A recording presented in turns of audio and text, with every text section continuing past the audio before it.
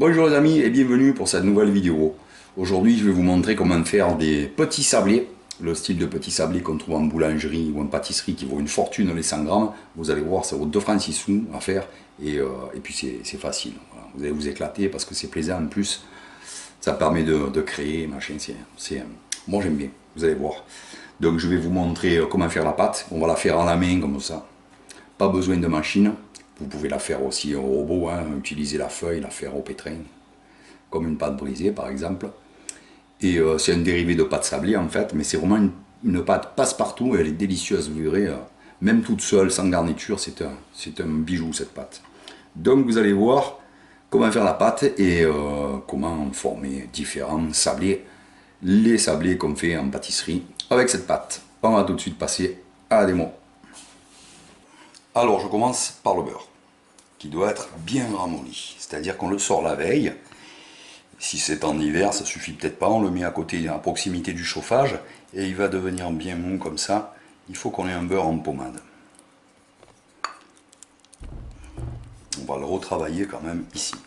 Il ne faut pas que le beurre fonde, il ne faut pas qu'il soit fondu.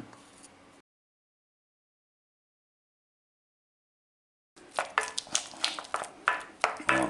Travaillant 3-4 minutes, on a un beurre qu'on appelle un beurre pommade. Il a l'aspect d'une pommade. Quand on vous parle de beurre ramolli ou de beurre mou dans une recette, c'est cette consistance-là.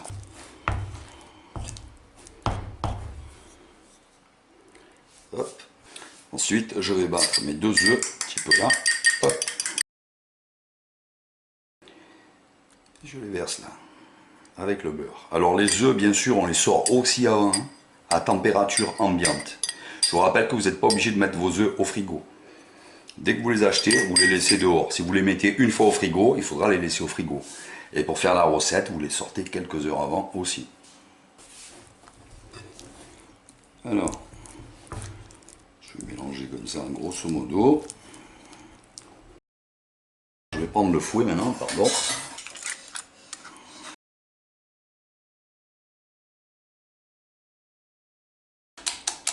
Voilà, on procède comme ça en écrasant le beurre dans l'œuf, ce qui fait qu'on va l'incorporer petit à petit. De temps en temps on remue, hop, on écrase.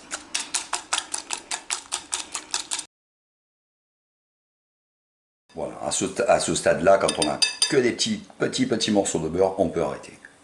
On reprend la spatule. On va insérer le sucre glace.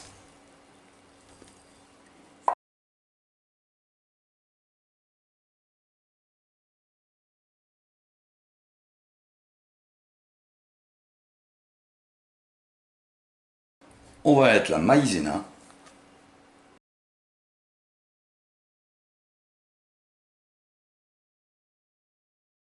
Voilà, je distingue quasiment plus de morceaux de beurre. Enfin, de gros morceaux, disons. On va mettre la farine. D'abord peu à peu.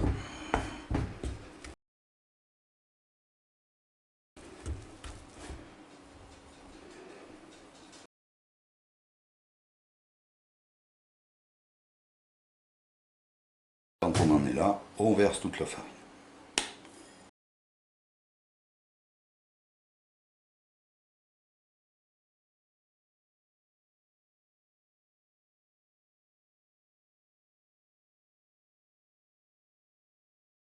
Alors la pâte est collante, sans trop coller au doigt non plus, hein, comme vous voyez. Un petit peu, sans plus. Voilà. Je vais ensuite légèrement la fariner. Voilà, une bonne prise de farine, comme ça par-dessus. Un poil de farine dessous, un poil, pas besoin d'en mettre 2 tonnes.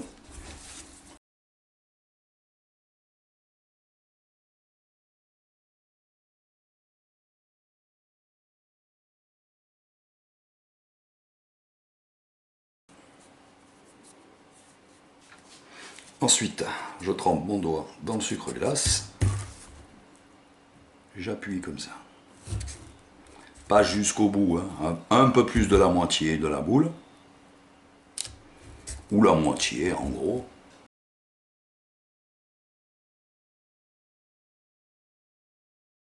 Alors pour garnir, je prends une poche à douille avec une douille très petite. Alors elle est cannelée, mais c'est pas nécessaire du tout. Hein. Voilà. C'est pour qu'elle soit petite, la seule que j'ai très petite, c'est tout. Donc une douille unie petite suffit. Et on prend de la gelée plutôt que de la confiture, parce que la confiture, les morceaux de fruits vont obstruer tout de suite le trou, ça sortira plus. Donc de la gelée, c'est lisse et il n'y a pas de souci. Ici, de la gelée d'abricot. Hop, je remplis jusqu'en haut à ras, ou légèrement moins, pour pas que ça déborde. Ensuite, je prends une poche à douille cannelée. Voilà. Avec une ouverture quand même assez importante, ça nous fera moins forcer quand on va dresser, parce que il faut quand même forcer pour le dresser. Hop, voilà, vous posez vos marguerites, comme ça. Alors il faut appuyer, hein, mais ça vient bien quand même.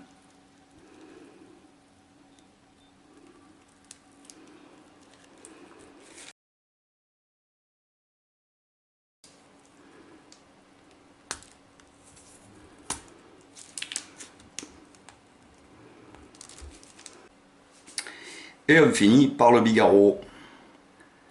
Voilà, pourquoi on appelle ça aussi cerise.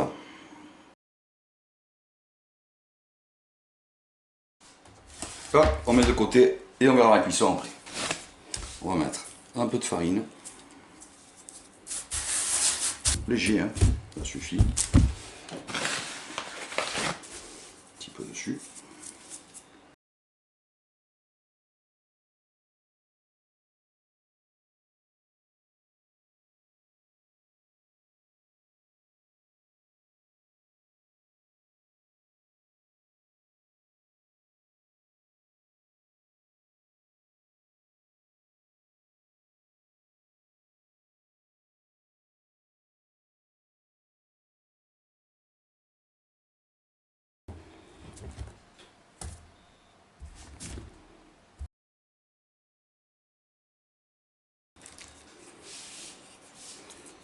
Il suffit de tourner un petit peu, ça reste accroché.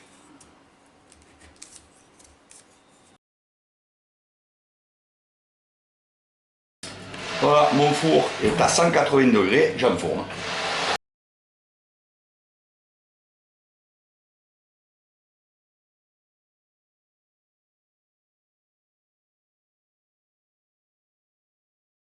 Voilà. Et pour les nids d'abricots et les cerises ou marguerites, 10 minutes, pile poil, c'est parfait.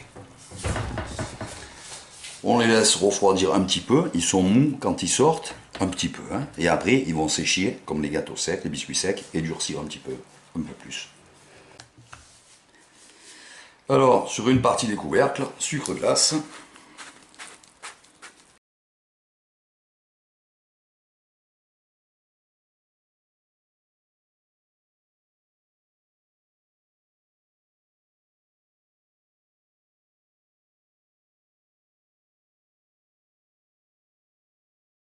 Alors, je vais en faire quelques-uns au chocolat. Pour ça, je vais aller chauffer au micro-ondes 20 g de crème. J'ai concassé du chocolat, où on peut prendre des pistoles, hein, déjà des pépites. Moi, j'ai pris la tablette que j'ai gratouillée au couteau, donc ça va fondre beaucoup plus vite, et surtout mieux dans la crème chaude. Voilà, la crème a commencé à bouillir, hop, je la retire du micro-ondes, et je mets mon chocolat dedans. Je remue, en 30 secondes, il va être fondu, vu la température de la crème et la grosseur de mon chocolat, ça va aller très vite.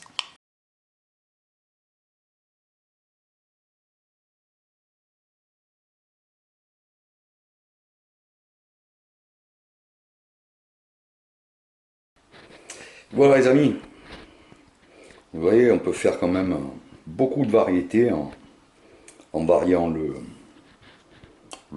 truc, hein, de toute façon. Hein. Voilà. Et on peut les faire bien sûr beaucoup plus gros. Vous voyez, en petit, on en fait pas mal avec les quantités de pâtes que je vous ai données. Après, vous multipliez par 2, mais vous en faites le double, tout simplement. En multipliant pile poil par 2, on obtient toujours le même résultat en pâte, il n'y a pas de souci. Donc voilà, une pâte, plusieurs options.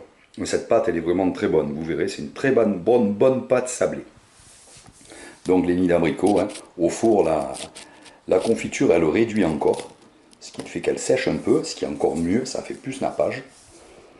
Voilà, je vous souhaite un bon goûter et je vous dis à très bientôt pour une prochaine vidéo. Ciao les amis, hasta la vista.